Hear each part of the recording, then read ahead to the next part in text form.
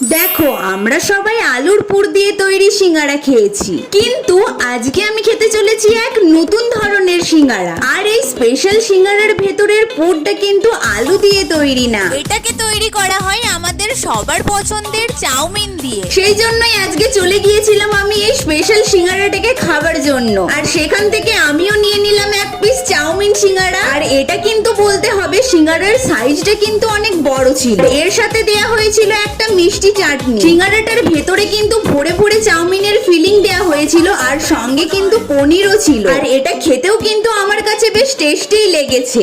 এই এক পিস সিঙ্গারার দাম নেওয়া হয়েছিল কিন্তু আমার কাছে 15 টাকা। এই সিঙ্গারাটা আমি ট্রাই করেছিলাম কামধেনু মিষ্টান্ন ভান্ডার মিষ্টির দোকানে। এই মিষ্টির দোকানটা অবস্থিত বিষ্ণুপুর পুলিশ চৌকি যাবার আগে যে ছিন্নমস্তার গলিটা পড়বে সেই গলিতে। তো তোমরা এখন ভিডিওটাতে একটা লাইক দিয়ে দাও আর পরের ভিডিওর জন্য সাবস্ক্রাইব।